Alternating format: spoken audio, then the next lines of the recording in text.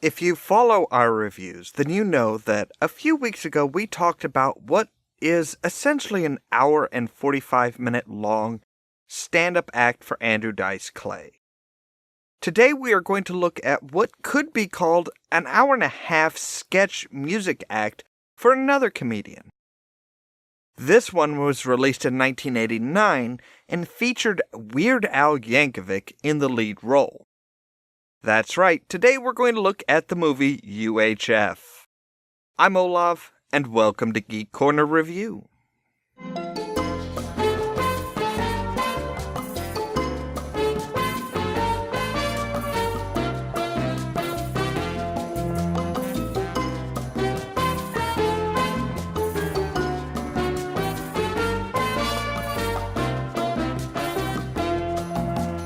We start off with an obvious reference to Indiana Jones, because who hasn't done a parody of Raiders of the Lost Ark at one time or another? Señor, we must not go any further. Naturally, things have to be a bit more comedic, including a stupid-looking stone idol and dozens of signs warning people away. But what could Al be after? A golden idol of legend?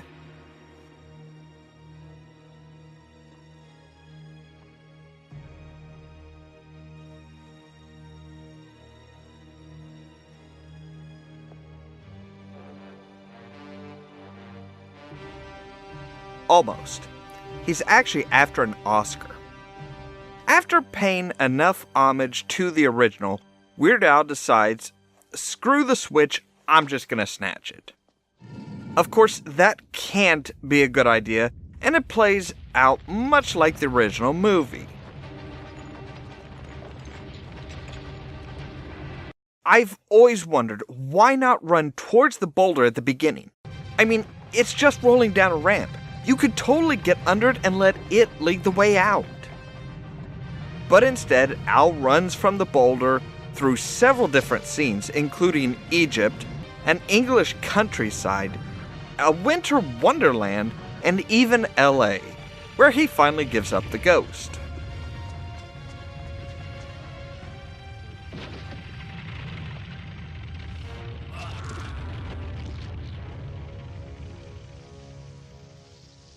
Come to find out, it's all a daydream while working his life away at a fast food joint.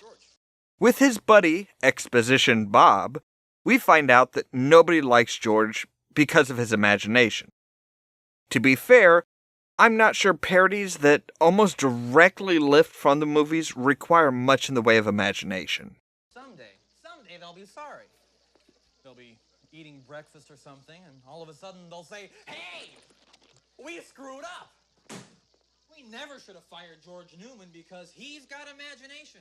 Really? You need an imagination to work in a lumberyard or a fish market? I mean, those are places where you don't want to have a good imagination. So the boys wind up getting fired, yet again, and going back to their apartment above a karate dojo. Sorry.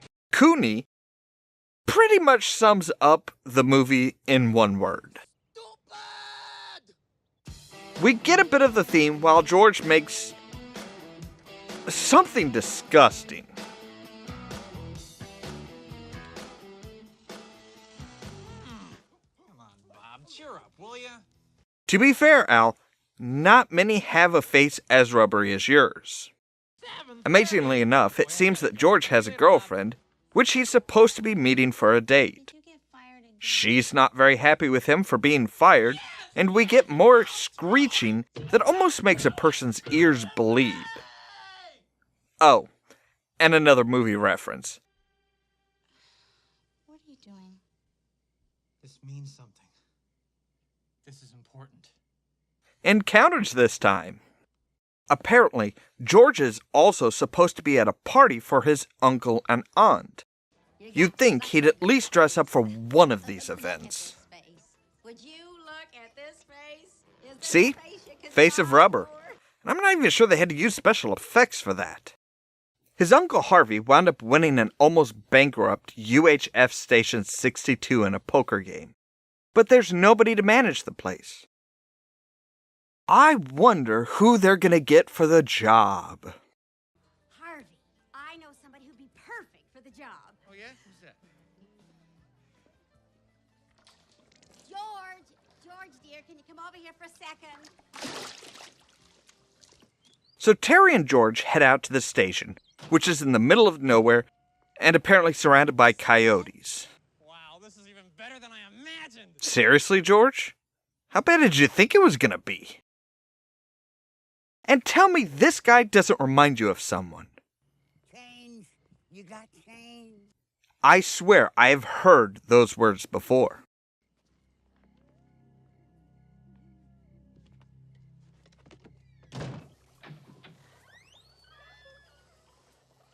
Hello, I'm Mr. Red. Hi, I'm Ollamh. Pleasure to meet you. So the engineer is a bit of a mad scientist type. The bubbling beakers kinda give it away. Can I help you? He winds up electrocuting George, and most amazingly, still has a job afterwards. What?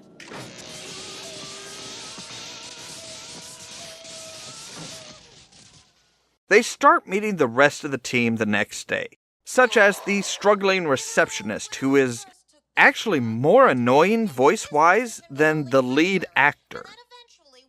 But she's also played by Fran Drescher, so that's understandable. Apparently, she was promised that she would be moved up to news in a few weeks after starting, but with the change in managers, it never quite happened. I'm sure that's the only reason, and it doesn't have anything to do with the fact that her voice makes people's televisions try to commit suicide. While George and Bob are trying to figure out what they can do to liven up the schedule, Pam comes in with a package that is supposed to go to the network affiliate. George, with the air of innocence, thinks it's a good idea to take it to R.J. Fletcher and meet the competition. Oh, come on. He can't be all that bad. You just gotta know how to talk to those guys. You idiot! Can't you do anything I tell you? Thus, we are introduced to the man himself, played by Kevin McCarthy, who played a lot of bad guys in the 80s. He employs and berates his own son and is obsessed with conspiracies, like blaming the janitor, Stanley Spadowski, played by Michael Richards, for throwing out the important research. Well, what do you know? The research file. Here it is. Been sitting here all the time. And we just fired someone for no reason. Look how many fucks we give. So when George shows up to deliver the package, everything, even the people calling, stops when he tries to get friendly with RJ. It's pretty obvious that Mr. Fletcher doesn't want to be friends with anyone. His paranoia shows as he is more and more suspicious of George. Now I don't even have a job anymore. Well, to be fair, that is usually what happens when you go on a racist rant in a comedy club. So George decides to give Stanley a job as a janitor. Well, maybe you could come work for me. And just what was he blowing his nose on? We see how the Channel 8 people treat their competition as they trip the cameraman and make extremely sexist comments towards Pam. Broads don't belong in broadcasting. I'm pretty sure this is going to come back and bite them in the butt later. It's just this sense I have. We see some more silliness from Yankovic's mind in the ad for Spatula City. An interesting fact on this bit, they actually put up a billboard on the side of the road and left it up until people actually pulled off and started asking about it. And the line, "I liked it so much I bought the company," was actually based on an old Remington electric shaver commercial. George goes through with his idea for more live shows, such as his Uncle Nutsy's Playhouse. He even brings his friend Bob in as a clown, much to the actor's torment. The frying pan hit actually wasn't pulled soon enough and wound up splitting the actor's lip. That look of pain and anger is 100% real. It looked so well, they used just the one take. In case you were worried there wasn't enough music, we get a music video played as a dream for George. Because you can't have Weird Al star in a movie without playing some of his music.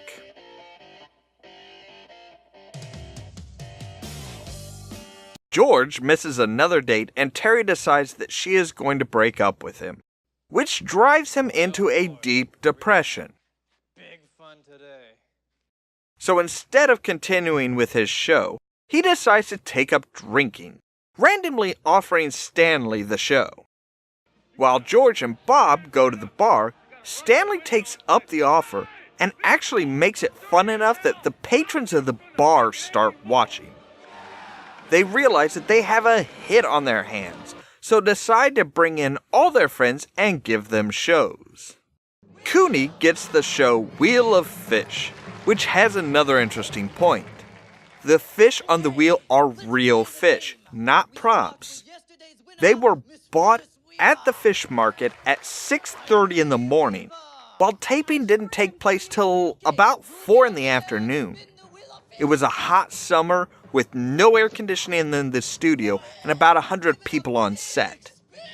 In the words of Yankovic, the studio was pretty right by then.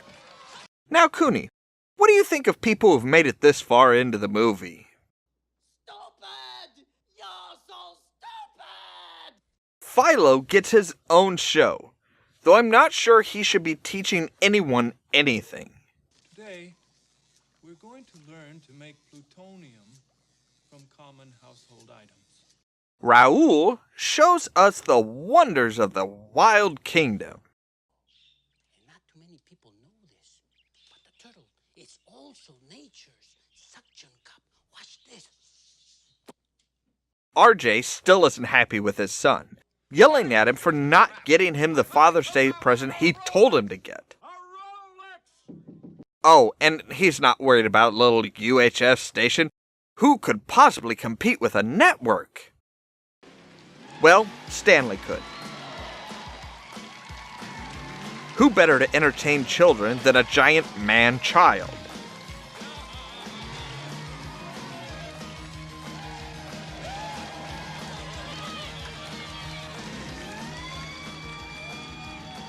Side note, if you look carefully here, you can see another whimsical entertainer of the time. Dr. Demento, who had a comedy radio show that featured Weird Al quite a lot. Oh, and quite possibly the injuring, if not killing, of a child. George is determined to get Terry back, including spending what has to be all of his earnings on balloons, flowers, and even a big glowing sign.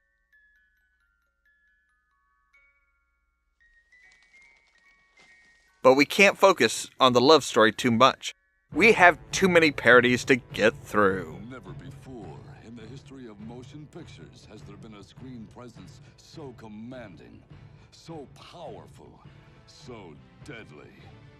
He's Conan the Librarian. While discussing the new schedule, there is a disturbing realization. They not only made the ratings, but they're number 1. Insanity is obviously very popular in this town, so why not expand that out? Obviously, Mr. Fletcher is not happy about the ratings. He decides that something needs to be done, such as find out who owns the station and buy it. So re-enters Uncle Harvey, who is listening to some Weird Al music. Apparently, he's overextended his betting and needs to come up with some money and fast. Thankfully, the next call he gets is from RJ, who has money to spare. The guys find out about the buyout and that RJ is planning to demolish the station. This is one of the more believable things in this movie. How many times does something enjoyable get squashed because it doesn't fit in with what the big, powerful companies want? Thankfully, George calls his uncle before he leaves to catch his plane, and gets a chance to raise the money himself. So all he has to do is get $75,000 in the next 48 hours, and they're in the clear. That should be easy, right? Philo decides to eavesdrop and install a camera in RJ's office, while RJ goes to seal the deal with Harvey. I'd like to know who lets a crazy-looking man in a lab coat into the building, let alone ignores him while he crawls up into the ceiling. Stanley, in his own bumbling, idiotic way, gives George the idea for a telethon, so they start selling shares of the station to the public, selling each for $10 and hoping to sell 7,500 of them in the next 2 days. Of course, Stanley is the star of the show. RJ decides that it's time to kidnap the great Stanley, so that the show isn't as entertaining. We get to see just how stupid Stanley really is. He's tied up, blindfolded, and put in a car with people talking about killing him, and then realizes that they aren't there to deliver a pizza. Wait a minute. You guys aren't from the pizza place? Change? You got change? You mind? Get out of my way. Hey, come on, can't you help a guy out? Okay, I know I've heard those exact words before, and recently. Wait. Change? You got change? You mind? Get out of my way. Hey, come on, can't you help a guy out? Mr. Bum? Give me a minute. This is Jittery Bum saying, change! You got change! Oh, come on, help a guy out, will ya? Aha! I think we've just found Chester's dad. Change! You got change! Oh, come on, help a guy out, will ya? Terry decides that maybe she isn't through with George, and instead of going to talk with him, she goes to try and talk some sense into RJ Fletcher. Because, you know, appealing to the good heart of a wicked person always works. Thankfully, this time when he goes on a rant, Philo is at his monitor and records what RJ really thinks about the community. Later that evening, Stanley irritates his captors and notices his mop, which gives him the sudden surge of strength that he needs to break out of the ropes and try and escape. Meanwhile, the guys notice that he's on the monitor in RJ's office, and George decides to go for a rescue.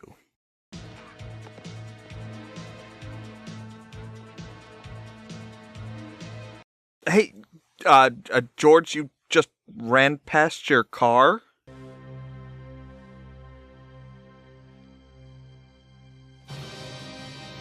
Well, that's okay, I guess, because he has the power of imagination, which enables him to run while daydreaming.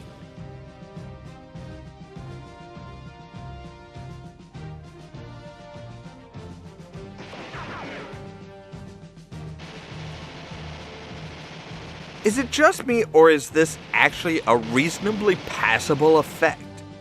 I mean, yeah, the muscles are a lot oranger than his face, but I've seen modern special effects with a much bigger budget that looked a whole lot worse. So while the dream was going on, George ran all the way back to town, up to Channel 8's offices, broke in, and...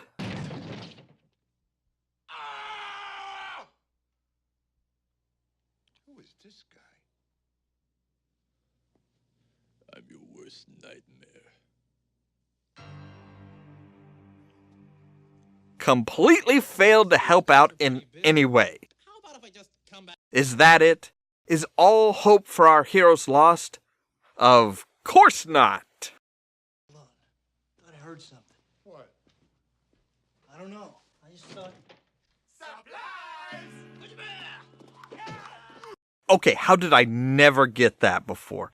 I literally just got the fact that they were in a supply closet and the very racist English has them saying supplies instead of surprise. Now I feel like an idiot. Station. So RJ decides to go on the air and tell the audience about what the horrible things the UHF station has been doing. But Philo has a different idea. He overrides the broadcast and plays the recording he made earlier, letting everyone know just what Mr. Fletcher really thinks about them. To bring you this important message. This community means about as much to me as a festering bowl of dog snot. George confronts his Uncle Harvey about the money for the station. RJ shows up and interrupts the proceedings. But the bum comes to buy $2,000 worth of shares. While the villain is monologuing, George gathers up all the money needed, gives it to the bookie, and cuts Fletcher out of the deal and saves the station. Hey, what's going on here? Now wait just 1 minute. What do you think you're doing? We did it! The station's dark! So the day is saved, and would you look at that, the bad guys get just what's coming to them. Where's my dad? What's going on here?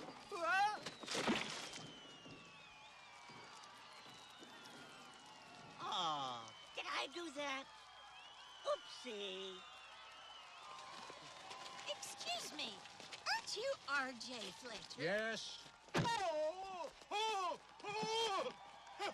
And that was UHF, a funny if rather dated movie. This is really set in its time, and that's one of the things Weird Al tried fighting.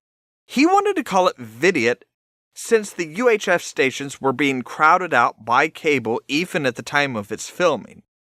Also, foreign markets wouldn't understand what UHF was, but Orion Pictures was determined to use the title.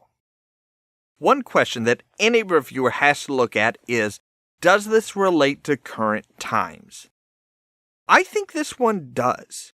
Certainly, it doesn't relate directly. The big TV stations are still in tight competition and determined to quash any competition that might come up.